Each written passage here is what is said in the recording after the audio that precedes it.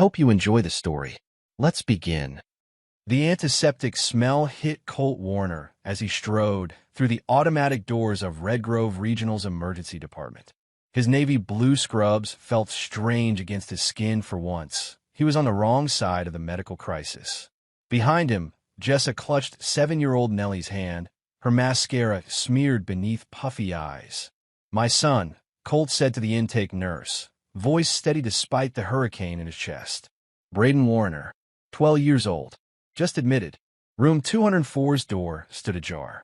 Inside, Braden lay motionless on the hospital bed, tubes and wires connecting him to machines Colt knew too intimately. A young doctor bent over him, checking his pupils with a penlight. "Dr. Quezada?" Colt asked, though he already knew.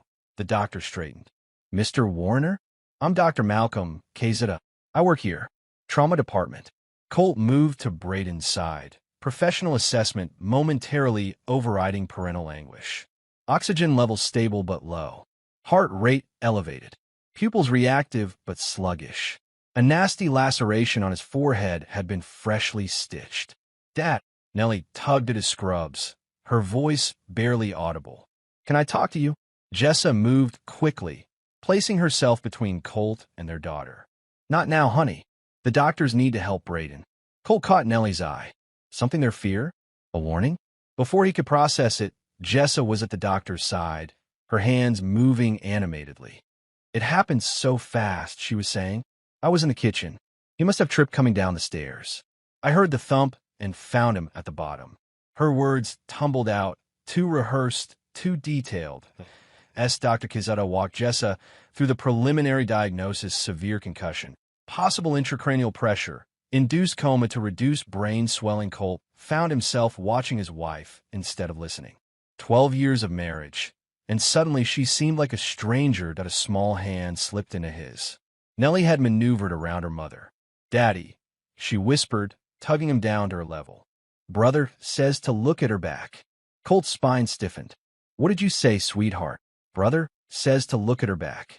Nellie's eyes darted to Braden, then back to Colt. "He told me before." The room seemed to tilt slightly. Colt glanced at Jessa, still engrossed with the doctor, then back to Braden's still form.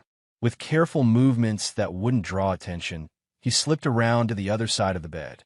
With one eye on Jessa, he gently lifted the back of Braden's hospital gown, his breath caught. Along Braden's spine ran a pattern of bruises, distinct finger marks that could never have come from a fall downstairs.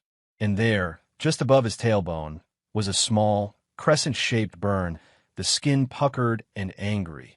Colt lowered the gown, his mind racing even as his face remained impassive. Training from the Navy and years in trauma kicked in: observe, assess, control your reactions, plan your response. "Mr. Warner." Dr. Quezada was watching him with a slight frown. "Is everything all right?"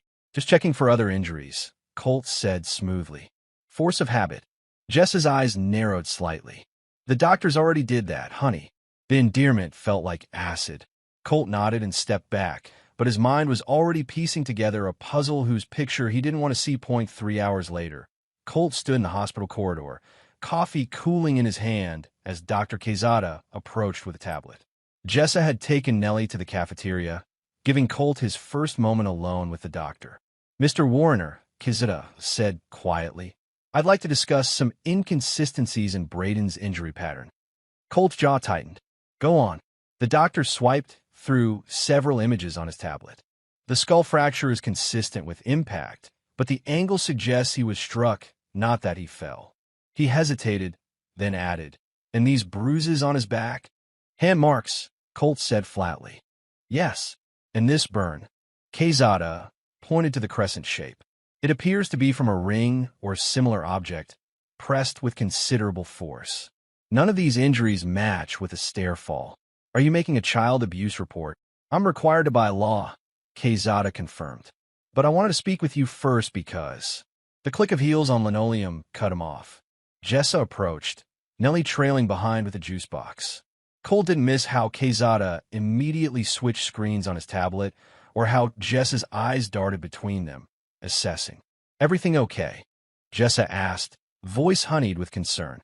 Just reviewing Braden's scans, Quezada said, but his eyes didn't quite meet hers. Jessa stepped closer to the doctor, her hand brushing his arm in a gesture that seemed both casual and calculated. "And? Is my baby going to be okay?"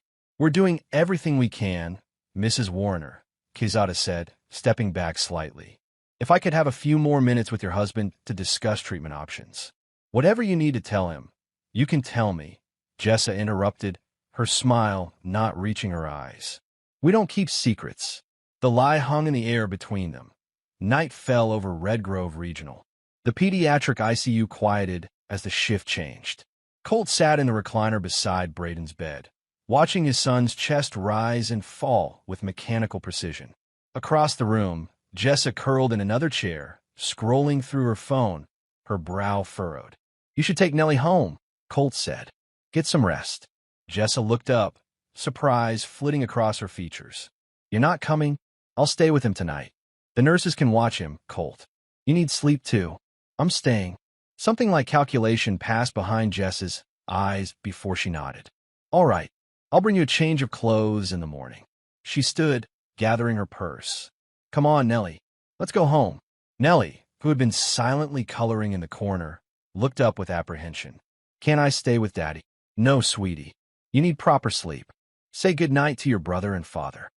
Nellie approached Braden's bed, standing on tiptoes to kiss his cheek. "Night, Bray," she whispered. Then she turned to Colt, wrapping thin arms around his neck. "Be careful, Daddy," she breathed against his ear, so quiet he almost missed it.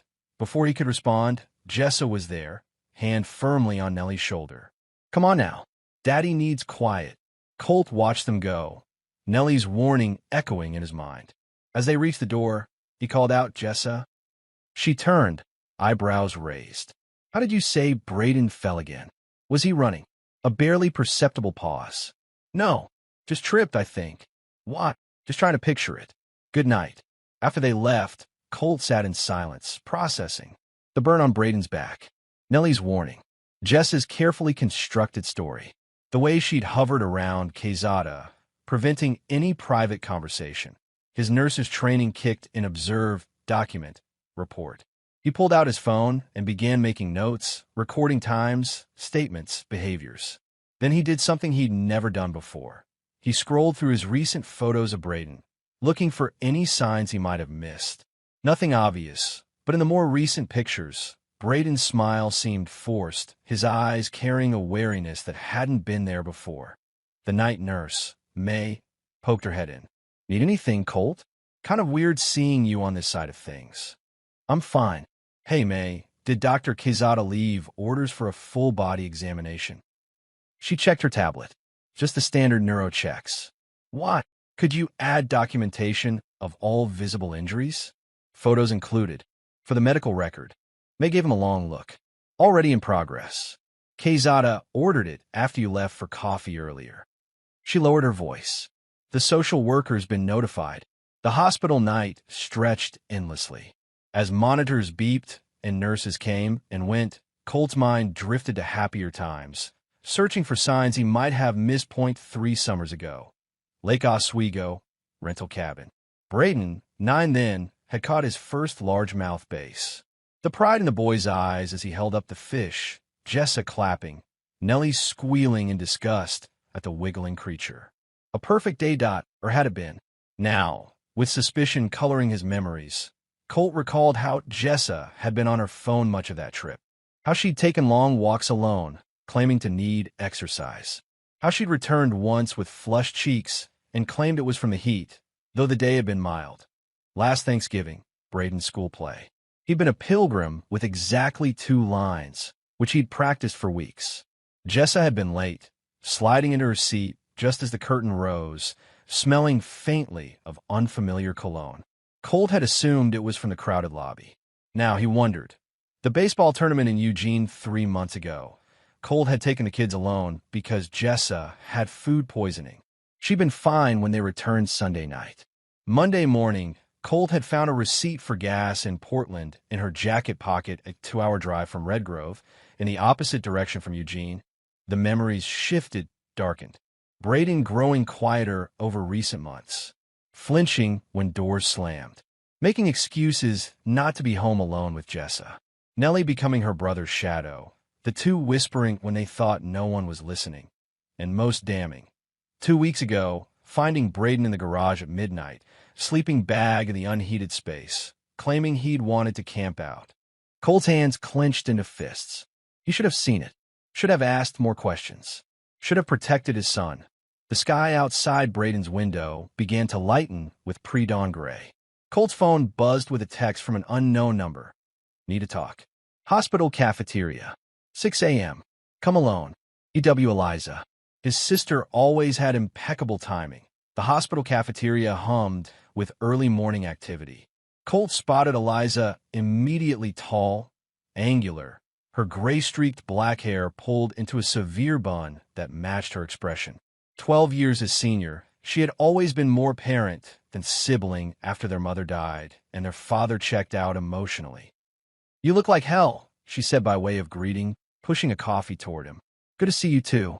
He sank into the chair opposite her, body aching from the night in the recliner. "How's Braden?" "Stable. They're keeping him in the coma to reduce brain swelling." Eliza nodded, then leaned forward, her voice dropping. "Jessa called me, spinning some bullshit about a fall. I drove straight here from Portland." Colt tensed. "You never liked her." And I was right. She pulled out her phone, sliding it across the table. "Look." On the screen was a police report from 8 years ago before Colt had met Jessa.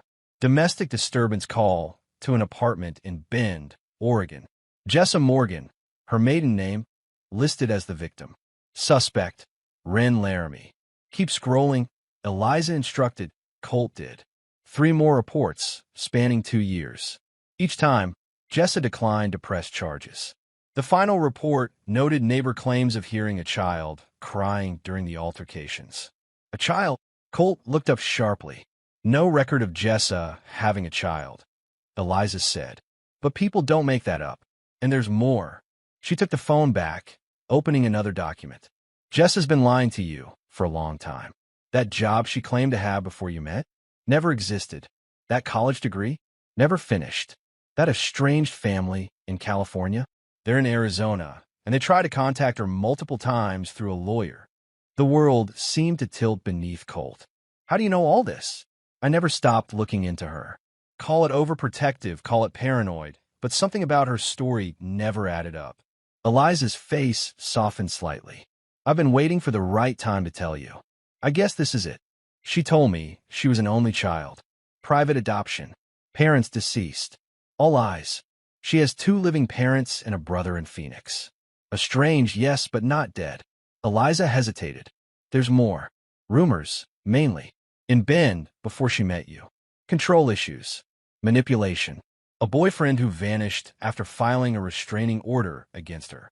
Colt's mind raced, trying to reconcile the woman he'd married with this portrait Eliza painted. Why would she? I don't know. But whatever's going on, Braden's injuries weren't from a fall. And I'd bet my life Jessa knows exactly what happened.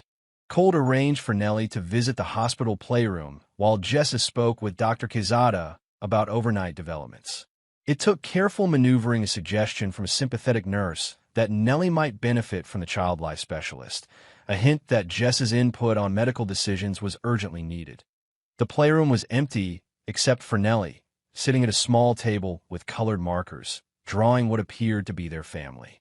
Colt settled beside her, his large frame comical in the tiny chair. "That's nice, sweetheart. Is that all of us?" Nellie nodded without looking up.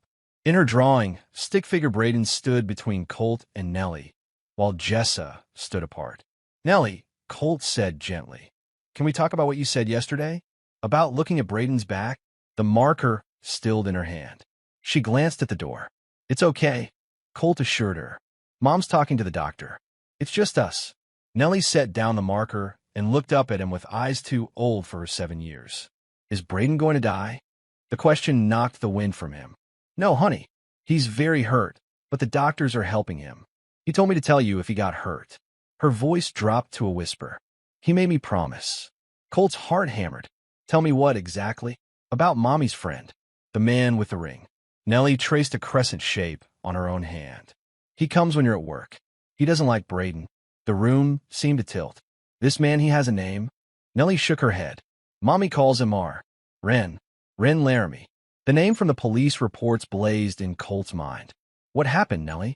The day Braden got hurt. Her lower lip trembled. I was in my room. Braden was supposed to be at baseball, but he came home early. I heard yelling.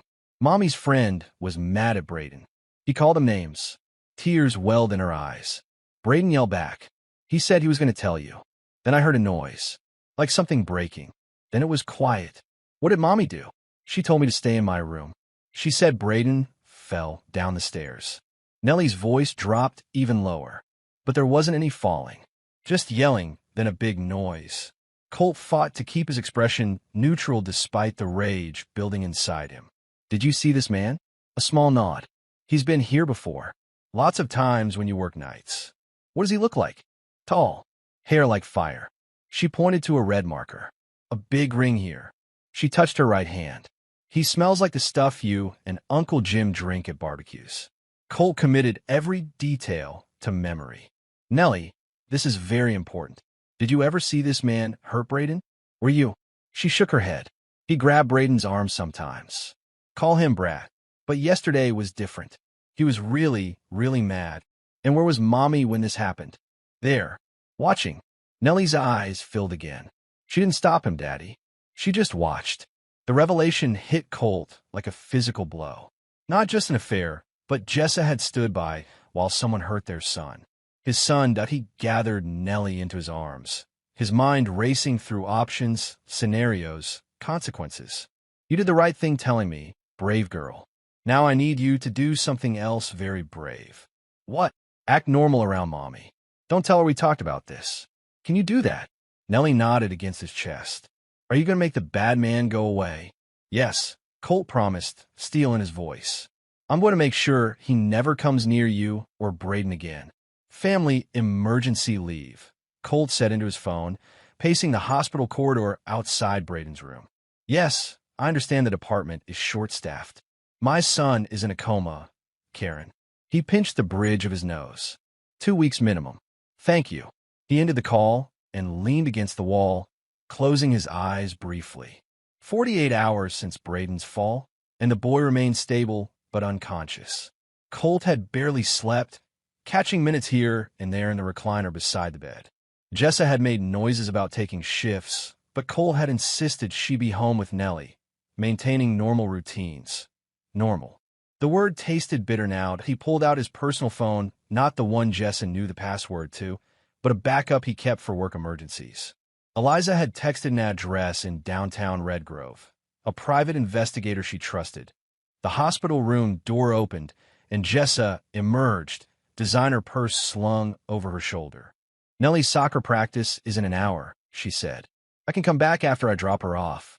No need, Colt replied, his voice casual despite the disgust roiling inside him. I've taken leave from work. I'll stay with Braden. You focus on Nellie. Something flickered in Jessa's eyes relief. You sure? You need a rest too. I'm fine. Go. Hours later, while a trusted nurse watched Braden, Colt sat in a Spartan office across from Devin Morgan, a compact man with shrewd eyes and the demeanor of a retired cop, which, as Colt quickly learned, he was. Let me be clear, Morgan said after Colt explained the situation. You're alleging your wife has been having an affair with this Laramie character, and that he physically assaulted your son, possibly with your wife's knowledge or consent. Yes. Colt's voice was steady, and I need evidence that will stand up in court, both criminal and family court. Morgan nodded slowly. Phone records I can get legally with your name on the account. Same for bank statements. Emails are trickier unless you have her password. I used to. She changed it recently. Of course she did.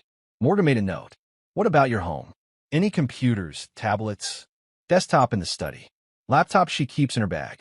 Both password protected. Does she use any cloud storage you know of? Apple, Google, Dropbox? Colt thought for a moment. Google, I think. For photos. Morgan quoted a figure that would eat a significant chunk of their savings. Colt didn't flinch. One more thing, Morgan said, studying Colt's face. What's your endgame here? Because if it involves anything illegal, I can't be part of that. Justice, Colt replied simply, "Legal justice. I want custody of my children. I want Laramie prosecuted for assaulting my son. And I want my wife to face whatever consequences the law provides for her role." Early morning light filtered through the blinds of Braden's hospital room as Colt reviewed the information Devin Morgan had sent overnight. The private investigator worked fast, perhaps sensing the urgency of the situation, or perhaps motivated by the substantial retainer on his tablet. Carefully angled away from the door, Colt scrolled through a comprehensive background check on Ren Laramie. Born in Lubbock, Texas. 3 arrests for assault. Charges dropped each time. A restraining order filed by a former girlfriend who later disappeared, case still open in El Paso. Moved to Oregon 6 years ago. Current residence. An apartment in downtown Red Grove, less than 3 miles from the Warner home. Most damning was Laramie's connection to Jessa. They hadn't just dated before Colt, they'd been engaged. A newspaper announcement from Bend, dated 9 years ago, included a photo. Jessa, younger but unmistakable, beaming up at a tall man with copper-red hair and a goatee. The engagement had been broken off abruptly, no explanation in the small-town paper. What had Jessa told Colt when they met? That her last serious relationship had been in college. That she'd moved to Red Grove for a fresh start after a bad breakup. Lies, all of it. Morgan had also pulled phone records for the past 6 months. Hundreds of calls between Jessa and a number registered to Laramie, mostly during Colt's night shifts or when he was on overtime. The pattern was clear, methodical, as was the increasing frequency in recent weeks that a soft knock interrupted his thoughts. Eliza entered, carrying coffee and a paper bag. "Breakfast," she said simply, setting them on the rolling tray. "Any change? They're reducing the sedation today. Should know more by afternoon." Colt turned the tablet toward her. Morgan came through. Eliza scanned the document, her expression darkening. Jesus. Assault, disappearance, restraining orders. She brought this man around your children. Apparently, they never actually broke up. Colt's voice was flat, emotionless. Just took a break while she found someone stable to marry. Someone with good insurance, a reliable job, and no criminal record. A mark, Eliza translated. Me. Eliza's face softened with rare vulnerability. "Colt, you couldn't have known. I should have." The signs were there. He swiped to another document, bank records, showing larger and larger withdrawals over the past 3 months. She's been siphoning money too. Nearly $50,000 so far. For what? My guess. An exit strategy. Colt closed the tablet case. Morgan thinks they were planning to leave together. Take the money, maybe the kids, start over somewhere else. Then why hurt Braden? He knew too much. Saw too much. Colt's knuckles whitened around his coffee cup. And Laramie has a history of violence. Braden probably confronted him, threatened to tell me. That afternoon, with Braden's sedation reduced and his condition stable, Colt finally went home. The colonial-style house in Red Grove's most desirable neighborhood looked exactly as it always had: pristine landscaping, American flag by the door, welcome mat reading "The Warners," is 2013. A lie even on the doorstep. Inside, the house felt both familiar and foreign. Evidence of their life together surrounded him, family photos on the walls, Nellie's artwork on the refrigerator, Braden's baseball trophies on the mantel. Had it all been a facade?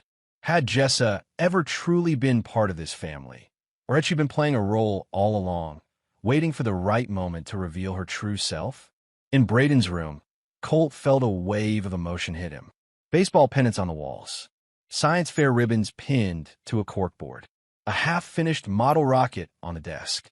The normal trappings of a 12-year-old boy's life. But Braden wasn't a normal 12-year-old. He was observant, detail-oriented, and most importantly, he'd known something was wrong. Colt began a careful search, starting with the obvious hiding spots under the mattress, in the closet behind the dresser. Nothing. He checked the backs of drawers, inside the air vent, beneath loose floorboards his son might have discovered. Still nothing. Frustration building, Colt sat on Braden's bed and tried to think like his son. What had Nellie said? Mommy's friend. The man with the ring. He comes when you're at work. And Braden had warned his sister. That meant he'd had proof, or at least strongly suspected what was happening. Colt's gaze traveled around the room again, settling on the Lego sets arranged on a bookshelf. Braden had dozens, from simple kits to complex engineering marvels he'd spent weeks perfecting. One in particular caught Colt's eye: a Millennium Falcon, Braden's favorite, positioned prominently in the center of the shelf. Beside it sat a smaller set, a jewelry box, complete with tiny drawers that really opened. A gift from Eliza last Christmas. An unusual choice for a boy, but Braden had been fascinated by the mechanical aspects of the drawers. Colt moved to the shelf and carefully lifted the Lego jewelry box. It was heavier than it should have been. With gentle fingers, he pulled open the top drawer. Empty. The second drawer. Also empty. The third drawer stuck slightly. Colt wiggled it, and it came free in his hand, revealing a small compartment behind it that should not have been part of the original design. Inside was a tiny device about the size of a thumb drive, a miniature camera with a micro SD card. Colt's pulse quickened. With shaking hands, he took the device to Braden's desk and connected it to the computer. The files loaded, dozens of short video clips, dated over the past 3 months. Colt clicked on the most recent, dated the day of Braden's fall. The video showed Braden's room from an angle that suggested the camera had been hidden on a shelf. The door opened, and Braden entered, followed by a tall man with copper-red hair, Ren Laramie. Even without the background check photo, Colt would have recognized him from Nellie's description. Tall, red-haired, with a large ring on his right hand. The audio was faint but clear enough. "You need to stop snooping, kid," Laramie said, closing the door behind him. "Your mom and I have plans that don't involve you." Braden stood his ground, though Colt could see the fear in his son's posture. "I know what you're doing. I heard you talking about taking money. About leaving. So what if we are? Not like your dad pays much attention anyway. Always at the hospital, saving strangers instead of noticing what's happening in his own house." The words cut deep, but Colt forced himself to keep watching. "I'm telling him," Braden said, his voice stronger. "Tonight. And I'm showing him the videos." Laramie's expression darkened. "What videos?" "The ones showing you and Mom. I've been recording. I have proof." Laramie moved faster than Colt expected, grabbing Braden by the collar. "Where are they?" "Let go." Braden struggled, breaking free. "Get out of my room. You little shit. You think you can threaten me?" Laramie advanced on Braden, who backed toward the window. "Your mommy doesn't want Daddy to know our little secret. And neither do I. Get out." Braden shouted, louder now. The door opened, and Jessa appeared. "What's going on?" "The neighbors will hear. Your son's been playing detective," Laramie said, not taking his eyes off Braden. "Says he has videos. Says he's telling Daddy tonight." Jessa's face went pale. "Braden, what are you talking about?" "I know everything, Mom," Braden said, his voice cracking. "The money you took. The plans to leave. How you lied to Dad for years." "You don't understand," Jessa began, but Laramie cut her off. "We don't have time for this. Where are the videos, kid?" "I'm not telling you anything," Braden said, defiant despite the tremor in his voice. "Dad deserves to know the truth." What happened next made Colt's blood freeze. Laramie lunged forward, grabbing Braden by the arm. The boy twisted away, trying to reach the door. Jessa didn't move to help her son instead. She blocked the doorway, preventing his escape. "Don't make this harder than it needs to be," she said, her voice chillingly calm. "Mom, please," Braden pleaded. "He's hurting me." Laramie spun Braden around, gripping him by both arms now. "Last chance, kid. Where are the videos?" "I'll never tell you," Braden shouted, kicking out. His foot connected with Laramie's shin. The man cursed, his face twisting with rage. The large ring on his right hand caught the light as he raised his arm. "Ren, don't," Jessa began, but too late. Laramie struck Braden across the face. The boy stumbled backward, tripping over a chair and crashing into the corner of the desk before falling to the floor. A sickening thud, then stillness. With shaking hands, Colt copied the video files to a secure cloud drive, then to a flash drive he tucked into his pocket. He returned the camera to its hiding place. Evidence would need to be collected properly to maintain the chain of custody. Then he pulled out his phone and made 2 calls, first to Devin Morgan, then to Detective Tara Lunsford of the Red Grove Police Department. "I have proof," he told the detective. Video evidence of the assault on my son and my wife's involvement. Colt sat in the living room, waiting. The flash drive felt heavy in his pocket. On the coffee table sat 2 glasses of the bourbon he rarely drank but kept for guests. The house was silent except for the tick of the grandfather clock Jessa had insisted they buy last year. An investment piece, she called it. The front door opened. Jessa's voice called out, "Colt? You home?" "In here," he answered, his voice steady despite the turmoil inside him. She appeared in the doorway, surprise evident on her face. "I thought you'd be at the hospital. Eliza's with Braden. I needed to come home, shower, get some things." He gestured to the glass across from him. "Have a drink with me?" Wariness flashed in her eyes, quickly replaced by a warm smile that once would have melted him. "Of course. Rough day." "You could say that." She settled across from him, crossing her legs elegantly. She'd changed since the hospital designer jeans, silk blouse, makeup refreshed. For whose benefit? Colt wondered. Not his. Not anymore. "Where's Nellie?" he asked. "Sleepover at Madison's. Her mom offered. Thought it would be good for her to have some normalcy." Jessa sipped her bourbon. "How's Braden?" Responsive to stimuli. "They think he'll wake up soon." Colt watched her face carefully. The swelling's gone down enough for them to do more detailed scans. Was that tension in her shoulders? "That's good news." "It is." Colt took a slow sip, then set his glass down. "Jessa, I know." 2 words. Simple. Direct. Her face remained perfectly composed, but her hand tightened around the glass. "Know what?" "Everything." His voice remained calm, controlled. "About Wren. About the money. About Braden." A flicker of something fear? Calculation? Crossed her features before she laughed lightly. "Colt, what are you talking about?" "Who's Wren?" He didn't rise to the bait. "Your fiancé from Bend. The one you never actually broke up with. The one who's been in our house, around our children, who put our son in a coma." "That's ridiculous." But the denial lacked conviction. Her eyes darted to her purse, where Colt knew her second phone was kept. "Don't," he said quietly. "Don't make this worse by continuing to lie." For a moment, he thought she might maintain the charade. Then her face changed to warm, concerned mother replaced by something harder, colder. "How did you find out?" No denial. No explanation. Just a practical question about the failure of her deception. In that moment, Colt knew that whatever love he might still have harbored for the woman he thought he'd married had died completely. "Braden was smarter than you gave him credit for." Colt reached into his pocket and placed the flash drive on the table between them. "He recorded you. Both of you." The color drained from Jessa's face. "That's not possible. I saw it all, Jessa." "Laramie hitting him. You blocking the door so he couldn't escape. Both of you concocting the false story while our son lay unconscious." Her glass hit the table with a sharp click. "You don't understand. It wasn't supposed to happen like that." "Then explain it to me." Colt's voice remained level. Even his rage burned beneath the surface. "Explain how you brought a violent man into our home. How you stood by while he hurt our son. How you've been lying to me for our entire marriage." I still loved him. The admission hung in the air between them. "I never stopped, not really. You and I, we work well together, Colt. We built a good life.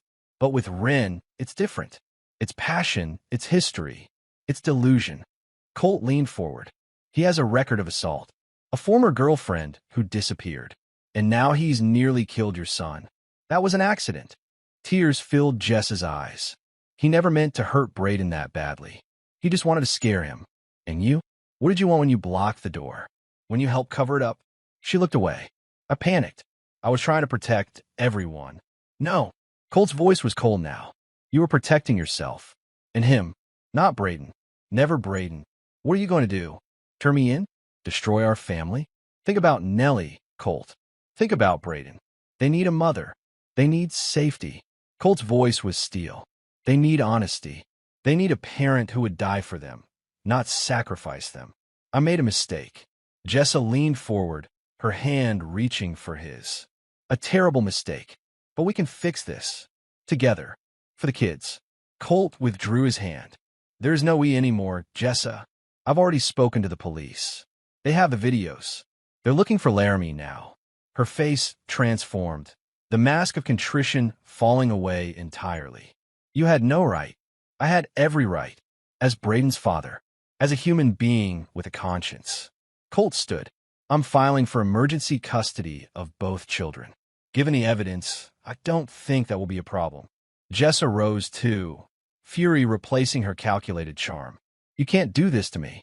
To us. There is no us. There never really was. Colt moved toward the door. The police will be here soon to take your statement. I suggest you tell them the truth. It's your only chance at ever seeing your children again. You sanctimonious bastard. Her voice was venom now. You think you're so perfect? The dedicated nurse, the loving father? You were never there, Colt. Always at the hospital, always putting strangers before your own family. You created this situation. Colt paused at the doorway. No, Jessa, you made your choices. Now you'll live with the consequences. Red Grove County Courthouse loomed imposing against the morning sky, its stone facade a reminder of the weight of law and consequence.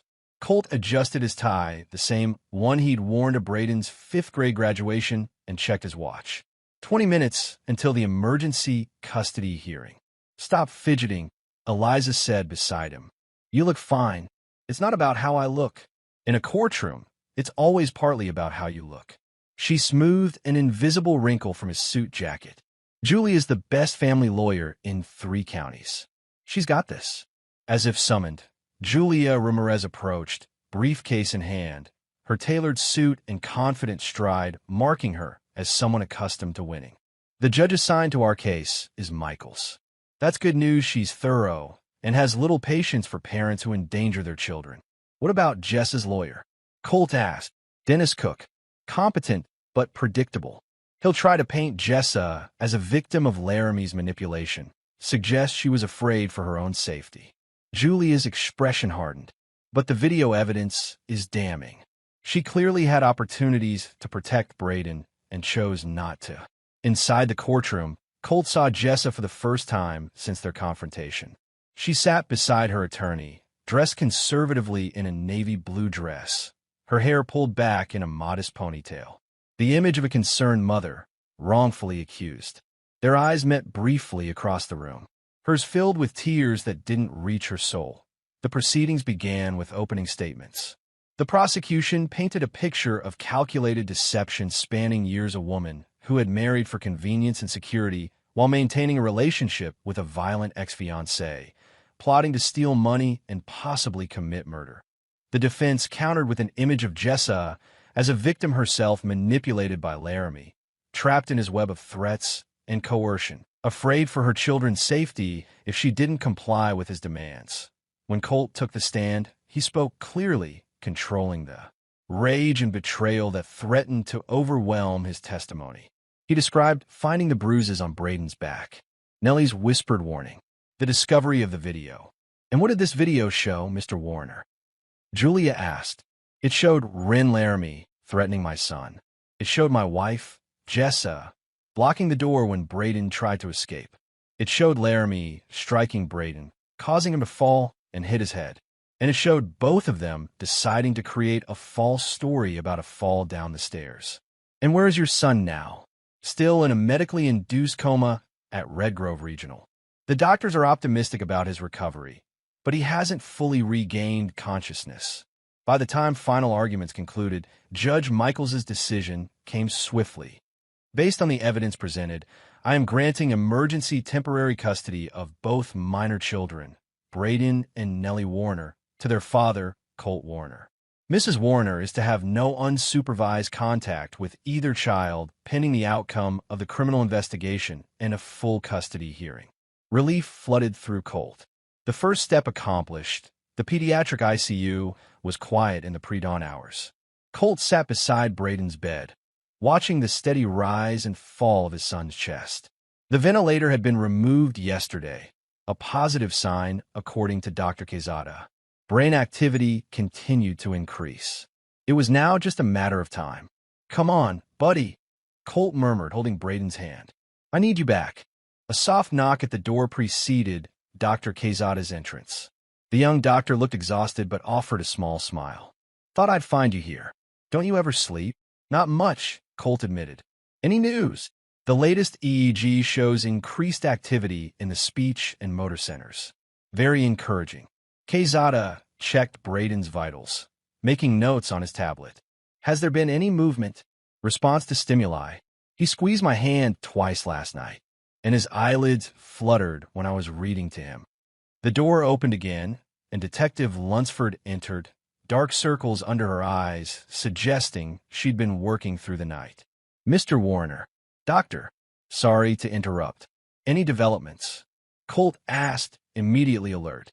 We've located Laramie's vehicle abandoned at a bus station in Portland. He purchased a ticket to Seattle, but we don't believe he boarded that bus. It was likely a diversion, so he's still out there. Colt's jaw tightened. Any surveillance from the bus station? Grainy footage shows someone matching his description, but he was wearing a hat and sunglasses. We're continuing to monitor all transportation hubs and have alerts out to neighboring states. Lunsford hesitated.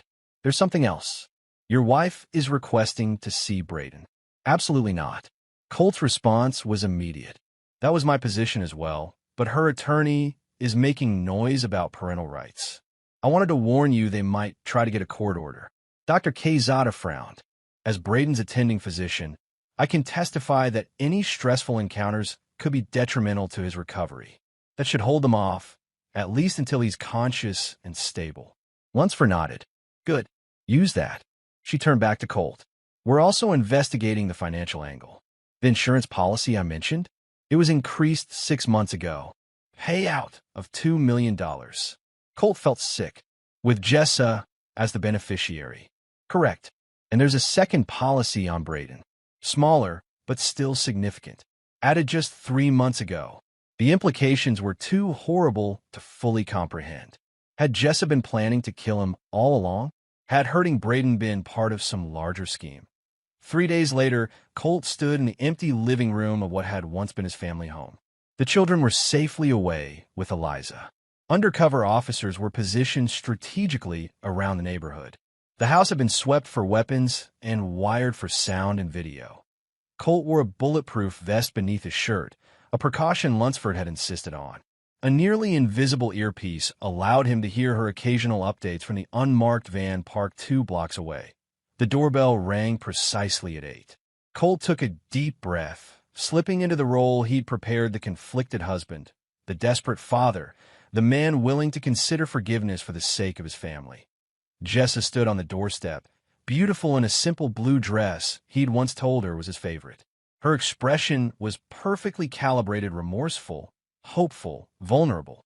Colt, she said softly, thank you for seeing me. Come in. He stepped aside, noting how she scanned the living room as she entered, checking for recording devices, for other people, for threats. Always calculating. The house feels empty without the children, she remarked, taking a seat on the couch. How are they? Adapting. Braden's therapy is going well. Nellie misses her friends at school. And her mother? A hint of challenge beneath the sorrowful tone. She asks about you. It wasn't entirely a lie. Nellie did ask, mostly variations of, is mommy still bad? And did she help the man hurt Braden on purpose? Jessa sighed, eyes downcast. I've made terrible mistakes, Colt. Unforgivable ones. But I want you to know that I never intended for Braden to be hurt. Then why block the door? Why help create the false story? He kept his tone neutral, curious rather than accusatory. I was afraid. Ren has a side you haven't seen. Violent, controlling. Her voice dropped. He threatened all of us if I didn't go along with his plans. Plans that included stealing from our accounts? Taking out extra insurance on me. She flinched. He found out about the policy through some connections. Pressure me to increase it. Said it was for the children's future. In his ear, Lunsford murmured, movement at the back of the house. Stay focused. Where is he now, Jessa? She shook her head. I don't know. He disappeared after what happened. Cut off contact. The lie was smooth, practiced. In his earpiece, Lunsford murmured, back door's been tampered with. He's inside. Colt maintained his composure, though his senses heightened, aware of every sound in the house. I want to believe you, Jessa. I do. But there's so much damage. We can repair it. Together. She reached for his hand. The children need stability, normalcy. They need us together. The floorboard in the hallway creaked a sound so familiar Colt had known exactly where to step to avoid it when checking on the children at night. Is that what you really want? Colt asked, deliberately raising his voice slightly. For us to be a family again? After everything, it's all I want, Jessa insisted, though her eyes darted briefly toward the hallway. She'd heard it too, knew who was there, even though you're still in contact with the man who nearly killed our son. Jessa's expression froze. I told you, Colt, don't bother denying it. A new voice, harsh and masculine, came from the hallway entrance. He knows, Jessa. Ren Laramie stepped into the living room, taller than Colt had expected, his copper hair cropped short, different from the video. But the ring on his right hand caught the light exactly as Nellie had described. Colt rose slowly, positioning himself between Jessa and Laramie. This is private, Colt said evenly. Between my wife and me. Ex-wife soon enough. Laramie's smile didn't reach his eyes. Unless she's managed to convince you otherwise? She's good at that, aren't you, Jess? Making men believe what you want them to believe. Jessa stood now too, her calculated composure replaced by genuine tension. Ren, you shouldn't be here. We agreed. Plans change. Laramie's gaze never left Colt. I wanted to meet the man who's been raising my son. The statement hit like a physical blow. What did you say? Laramie's smile widened. Oh, she didn't tell you that part? Little Braden? He's mine. Do the math, Warner. 9 months before he was born, Jessa and I were still together. She found out she was pregnant after she'd already sunk her claws into you. It was her idea, he testified, his voice flat, emotionless. All of it. She contacted me about 6 months after the marriage, said she'd made a mistake, said she still loved me, but she needed Warner's stability, his income, his benefits. Now we adapt. Laramie reached behind him, producing a gun. Now we accelerate the timeline. Poor Colt Warner, so distraught over his failed marriage, confronts his cheating wife and her lover before turning the gun on himself. Jessa gasped. Reno, that wasn't what we discussed. Plans change, baby. Laramie's eyes were cold. The money's gone. The escape route's compromised. But we can still walk away from this. 2 grieving parents after a murder-suicide? No one will look too closely. You won't get away with this, Colt said calmly. The house is wired. Cameras, microphones, police outside. You've just confessed to conspiracy to commit murder on multiple recording devices. Uncertainty flickered across Laramie's face, but the gun remained steady. You're bluffing. Am I? Why do you think I invited Jessa here? Why do you think I asked all those specific questions? Understanding dawned in Jessa's eyes. This was a trap, she whispered. You set us up. Yes. Colt kept his focus on Laramie. Police are already moving in. You have maybe 10 seconds to drop the weapon before they breach. The front and back doors burst open simultaneously. Police! Drop the weapon. What happened next seemed to unfold in slow motion. Laramie, cornered and desperate, swung the gun toward Colt. Jessa, perhaps calculating that a murder charge would end any chance at a reduced sentence, lunged for Laramie's arm. The gun discharged, the bullet thudding into the wall behind Colt. Officers swarmed in, tackling Laramie to the ground, the gun skittering across the hardwood floor. The coffee in the police station tasted like it had been brewed in a boot, but Colt drank it anyway. For hours of giving statements had left his throat parched and his mind exhausted. In the interview room across the hall, visible through a narrow window, Jessa sat with her attorney, her posture rigid, her expression unreadable. Detective Lunsford entered the waiting area, dark circles under her eyes betraying her own fatigue. That's the last of the paperwork for now. We're holding both of them without bail. Laramie on attempted murder, conspiracy, assault on a minor, and a host of other charges. Jessa on conspiracy, child endangerment, obstruction, and accessory after the fact. What happens next? Colt asked. The DA will present to the grand jury next week. With the recorded confession and the video evidence from Braden's room, indictments are virtually guaranteed. Lunsford settled into the chair beside him. You should know Laramie's talking, trying to cut a deal by giving up Jessa as the mastermind. And Jessa, claiming duress, manipulation. Says Laramie threatened her and the children if she didn't go along with his plans. Lunsford's expression made her skepticism clear. Standard playbook, each blaming the other. Do you believe either of them? I believe they're both exactly where they belong. She checked her watch. You should go. Your sister texted they're back at the rental house with the kids. The drive to the rental house felt surreal. The adrenaline of the past few hours was ebbing, leaving Colt hollow with exhaustion. But as he pulled into the driveway, seeing lights glowing in the windows, knowing his children were safe inside, a different emotion swelled. Not quite peace. Not yet, but perhaps its precursor. Relief. Eliza met him at the door. They're okay, she said immediately, reading the question in his eyes. Asleep. It's nearly midnight. Before Colt could respond, a small voice came from the doorway. Daddy. Nellie stood there in unicorn pajamas, her stuffed bunny clutched to her chest. Colt opened his arms, and she ran to him, climbing onto his lap. Did you catch the bad man? She asked, her voice muffled against his shirt. Yes, sweetheart. He can't hurt anyone anymore. And Mommy? Is she coming home now? Colt exchanged a glance with Eliza, who nodded encouragingly. No, honey. Mommy did some very wrong things. She has to face consequences for her choices. Like a timeout. Despite everything, Colt smiled the child's frame of reference. Something like that. A very long timeout. 6 weeks after the arrests, life had settled into a new routine. The rental house, initially temporary, now felt like home. Nellie had personalized her room with artwork and stuffed animals. Braden, making remarkable progress in physical therapy, had returned to school part-time. Colt had arranged his work schedule at a different hospital to avoid the gossip at Red Grove Regional, taking day shifts only to be home every night with his children. But on a crisp autumn morning, Colt sat at Braden's bedside, helping him with stretching exercises for his right arm, still weaker than his left. Push against my hand, Colt instructed. Good. That's stronger than yesterday. Braden's face scrunched with effort. Dr. Quezada says I might be able to try baseball again in the spring. One step at a time, buddy. But that sounds like a goal worth working toward. A knock at the door interrupted them. Nellie poked her head in. Daddy?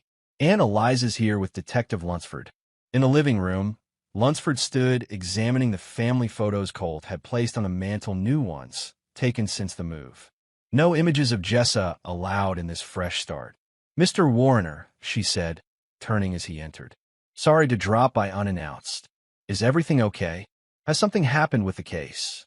Actually, yes. For once, the detective's perpetual frown had softened. Laramie's accepted the plea deal. Full confession, comprehensive testimony against Jessa. That's good news. Very good. But there's more. Lunsford glanced at Braden, who had followed Colt into the room. Is there somewhere we can speak privately? Whatever it is, you can say it in front of Braden. Colt rested a hand on his son's shoulder. We don't keep secrets in this family anymore. Lunsford nodded, respecting the decision.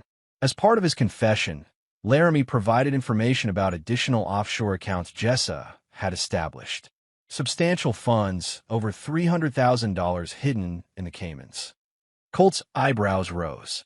That's more than I knew about. There's also this. Lunsford handed him a folder. DNA results. Laramie requested testing to prove his paternity claim regarding Braden. He thought it might earn him some leniency. Colt's hand tightened on Braden's shoulder as he opened the folder. Beside him, the boy stood rigid, barely breathing. Colt scanned the document, medical training helping him decipher the technical language. Then he looked up, meeting Braden's anxious gaze. Negative, he said simply. He's not your biological father, Braden. The boy's knees seemed to buckle slightly. He's not. No. He lied, probably to hurt us both. Colt knelt to Braden's eye level. But like I told you before, it wouldn't have changed anything for me either way. Tears of relief flooded Braden's eyes. So I'm really yours? Always have been. Always will be. Colt pulled him into a fierce hug, looking over his shoulder at Lunsford. Thank you. The county courthouse buzzed with activity on the first day of Jessa's trial. Media vans lined the street outside. Curious onlookers filled the gallery, drawn by the sensational case that had captured attention across the state. Colt sat in the front row beside Eliza, his posture military straight, his expression carefully neutral. Across the aisle, Jessa's parents flown in from Arizona after learning of their daughter's arrest huddled together, looking shell-shocked and age beyond their years. Jessa entered with her defense team, no longer the polished, confident woman who had dominated their home. Prison jumpsuit, hair pulled back severely, makeup minimal, but still calculating, still observant, her eyes scanning the courtroom until they found Colt. He met her gaze without flinching, without hatred, without any emotion at all. Just assessment, measurement, judgment. She looked away first. The proceedings began with opening statements. The prosecution painted a picture of calculated deception spanning years. A woman who had married for convenience and security while maintaining a relationship with a violent ex-fiancé, plotting to steal money and possibly commit murder. The defense countered with an image of Jessa as a victim herself manipulated by Laramie, trapped in his web of threats and coercion, afraid for her children's safety if she didn't comply with his demand on the trial's fourth day. Braden took the stand. Colt watched with a mixture of pride and heartache as his son swore to tell the truth, his voice steady despite his obvious tension. The prosecutor approached gently, asking simple questions about that day, about what he had seen and heard. "I knew something was wrong for a while," Braden testified. "Mom was acting different. Secretive. I heard her on the phone sometimes, talking to someone she called our. Then I saw him in our house one day when Dad was at work." "What did you do then?" "I got scared. I thought maybe Mom was just having an affair. That's what they call it on TV when someone cheats."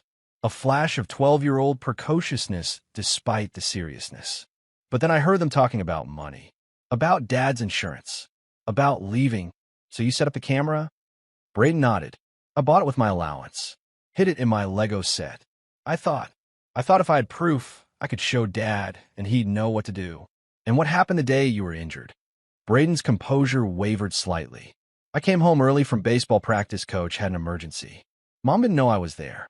I heard voices in the kitchen. Her and him." He took a deep breath. "They were arguing about money, about timing, about how to get Dad out of the picture." "Out of the picture?" the prosecutor prompted. "That's what Mom said. We need to get Colt out of the picture sooner rather than later." I knew what that meant. On the sixth day of trial, Jessa took the stand in her own defense. She had been coached well, her appearance softened, her manner contrite yet dignified. She spoke of falling under Laramie's influence years ago, of his reappearance in her life as a threat rather than a welcome presence. "I made terrible mistakes," she acknowledged, tears welling. "I betrayed my husband's trust. I failed to protect my son. I will live with that guilt for the rest of my life." But when pressed on specific inconsistencies, the offshore accounts in her name only, text messages that contradicted her claims of coercion, her actions the day Braden was injured, her carefully constructed narrative began to fray. The jury deliberated for just 4 hours before returning their verdict. Guilty on all counts. The judge's final words to Jessa were damning. "Mrs. Warner, this court has rarely seen such calculated betrayal of the most sacred trust, those between wife and husband, mother and child. Your actions and inactions reveal a character so fundamentally selfish, so morally compromised, that I can only describe your behavior as inhuman." The sentence came down, 18 years, with possibility of parole after 12. Not as severe as Laramie's 25, but more than sufficient to ensure the children would be grown before she could seek release. 6 months after the trial, Colt stood on the front porch of a modest cabin on 5 acres outside Bend, Oregon, watching as Nellie chased butterflies in the wildflower meadow that comprised their front yard. Behind him, Braden and Eliza argued good-naturedly about the proper way to assemble the new patio furniture they'd purchased for the deck. "The screws go through the bottom first," Eliza insisted. "No way. Look at the diagram." Braden tapped the instruction sheet. "Side panels first, then connect to the base." Colt smiled, sipping his coffee as the spring breeze carried their voices. In the months since relocating to Bend, 2 hours east of Red Grove, life had gradually recalibrated. The children had enrolled in new schools, made new friends. Colt had taken a position at the regional medical center, working regular daytime hours that allowed him to be home for dinner every night. The divorce had been finalized, Jess's parental rights terminated. The criminal restitution, combined with the sale of their Red Grove house and the recovered offshore funds, had provided enough to purchase this property outright, a quiet sanctuary far from media attention and painful memories. Eliza had indeed transferred to her firm's Bend office, purchasing a small house 10 minutes away. Close enough to help with the children, but respectful of their need to establish themselves as a reconfigured family unit. 1 year after the arrests, Colt sat at the kitchen table reviewing architectural plans spread across the surface. The cabin, while comfortable, had always been meant as transitional housing. The land around it offered plenty of space for something more permanent, more intentionally designed for their new life. The doorbell rang, an unusual occurrence given their remote location. Colt opened the door to find Devin Morgan, the private investigator, standing on his porch holding a thick manila envelope. "Morgan, didn't expect to see you again." Colt stepped back, inviting him in. "Coffee? No thanks. Just passing through on my way to a job in Boise." Morgan stepped inside, glancing around approvingly at the cabin's interior. "You've made a nice home here." Getting there, Colt gestured to the plans on the table. "Breaking ground on the permanent house next month." Morgan nodded, then handed over the envelope. "This is why I stopped by. Found something during a different case that might interest you. Thought it deserved a personal delivery." Curious, Colt opened the envelope and pulled out a stack of documents: bank statements, property records, legal filings, all bearing Jess's name or aliases Colt had never heard before. "What am I looking at?" Evidence of another account, one the prosecutors missed. In Singapore. Morgan's expression was grim satisfaction. "Opened 8 years ago, shortly after your marriage. Initial deposit came from the sale of property in Bend that you never knew she owned." Colt flipped through the statements, his medical training allowing him to process information methodically despite his surprise. Over $200,000. With interest and investments, now close to $300,000. The legal documents in there should help you claim it as part of the ongoing restitution. "How did you find this?" Morgan's mouth quirked. "Working another case. Wife suspected husband of hiding assets. Husband had a connection to Laramie from their Texas days." One thread led to another. Colt sat heavily at the table, staring at the evidence of yet another betrayal. Even after everything that had happened, Jess's capacity for deception still had the power to stun him. "Thank you," he said finally. "I know you didn't have to bring this to me." Morgan shrugged. "Professional pride. I don't like loose ends." He glanced at the architectural plans. "Besides, looks like you could use it for that new house." After Morgan left, Colt spread the documents beside the house plans, his mind racing with possibilities. The additional funds would allow for features they deemed luxuries before: a dedicated therapy room for Braden's exercises, the art studio Nellie had wistfully described, perhaps even the wraparound porch Eliza insisted was essential for proper morning coffee. Construction began in late summer. Colt involved both children in the process, letting them help choose elements of their new rooms, watching as Braden took particular interest in the structural aspects while Nellie focused on colors and textures. By the following spring, as Braden's baseball team prepared for regional championships and Nellie's artwork earned a place in a local youth exhibition, the new house was complete, a spacious craftsman-style home nestled among ponderosa pines, its large windows capturing mountain views, its open floor plan designed for family gatherings and shared memories. The day they moved in, exactly 18 months after Braden's injury, felt like a ceremony of sorts. A transition not just of place, but of identity. From victims to survivors.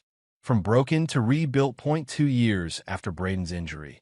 On a perfect Oregon summer evening, Colt walked into the backyard of their craftsman home carrying a tray of lemonade. The scene before him was one he never tired of witnessing. Braden, 14 now and nearly as tall as Colt, playing catch with Dr. Quezada, who had become a regular visitor and unofficial uncle figure. Nellie sat under the sprawling oak tree Colt had insisted on preserving during construction, her nose buried in a book while she absently stroked the family's newest addition, a rescue dog named Scout. Eliza emerged from the house behind him, carrying a plate of cookies. "Braden's form is looking good," she observed. "That new pitching coach is earning his keep. Malcolm's been working with him, too." Colt set the lemonade on the patio table. Says his recovery is a medical marvel. Not just medical, Eliza countered. That boy's got your determination. Both these kids do. It was true. Braden had pushed through physical therapy with grim persistence, refusing to accept limitations. Nellie had developed a quiet strength that belied her 9 years, a watchful resilience that reminded Colt of Eliza at her age. Mail came, Eliza added, pulling an envelope from her pocket. From the Department of Corrections. Colt took it, recognizing the official seal. Inside was a standard notification. Jessa had been moved to a minimum security facility as part of her sentence progression. She had also filed for visitation rights with the children, despite the termination of her parental rights. She doesn't give up, Eliza said, reading over his shoulder. No, but neither do we. Colt folded the letter and tucked it away. There would be another legal battle, another hearing.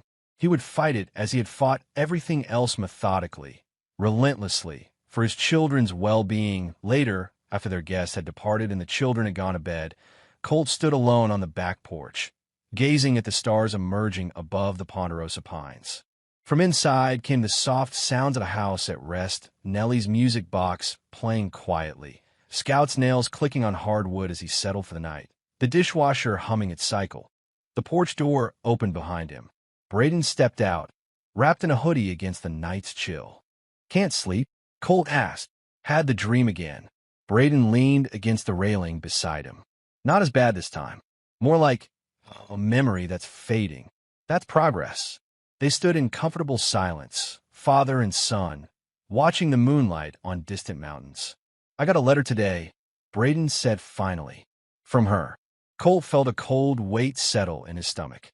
You don't have to read anything she sends. I know. I did anyway. Braden's profile was solemn in the dim light. She says she's changed, that she's sorry, that she wants to see us, me and Nellie. And what do you think about that?